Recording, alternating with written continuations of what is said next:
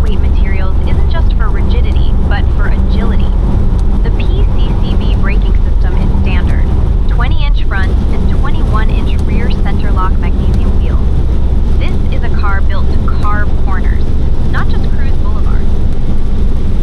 Before we dive further into the engineering marvels, let's take a quick pit stop. This segment is fueled by echoesoftheroad.com, vintage gear design for car enthusiasts, and anyone who believes true beauty has mileage. Echoesoftheroad.com is your definitive apparel store of vintage car culture. Indeed. If you're looking for great car-inspired designs, echoesoftheroad.com is your place. Now, where were we? Ah yes, the roof, or lack thereof. The roof, Jim, is actually quite ingenious. Magnesium ribs allow for a coupe-like roofline when closed, and it operates in approximately 12 seconds, at speeds up to 50 kilometers per hour. They've also integrated an electrically operated wind deflector. This isn't just a simple soft top, it's a meticulously engineered component that contributes to the car's aerodynamics and comfort. 50 kilometers an hour, so you can close it before the inevitable downpour on the autobahn. Practical, I suppose. And magnesium. Alright, credit where it's due. That's serious weight saving. But you're still taking a car, a chassis, designed for ultimate stiffness and turning it into, well, something that will inevitably flex more, however subtly. I always believed a GT3 should be as rigid as a granite block. Perhaps this is Porsche's way of demonstrating that rigidity can be achieved through advanced materials and design, rather than just through a fixed roof. They're pushing the boundaries, proving that you can have both open-air exhilaration and track-focused performance. They even included a track screen display mode in the digital instrument cluster to reduce clutter and show only essential data. This caters directly to the purist, Jim. A track screen on a cabriolet. You know, Amber, I almost see the logic there. Almost. It's like putting a racing helmet on a gentleman driver in a tweed jacket. But I suppose if you're going to have the wind in your hair, you might as well know your oil temperature. It's a step, I'll grant you. A hesitant, slightly confused step, but a step nonetheless.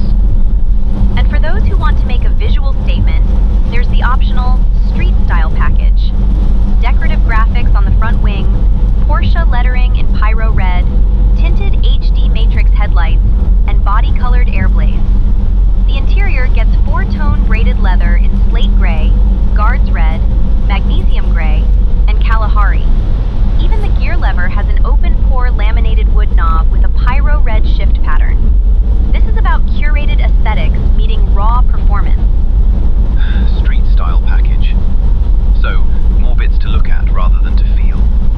Pyro red. Is that a shade of orange?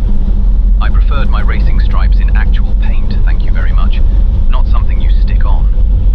Though I will admit, some of those older Italian interiors, with their vibrant leathers and wood, they had a certain elan.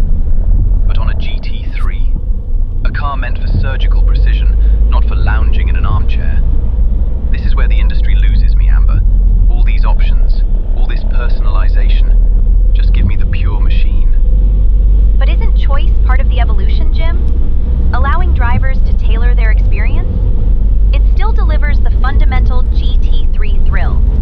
Andreas Preuninger, head of GT Cars, states, "For the first time, the 911 GT3S/C uses the double wishbone front axle on an open-top 911.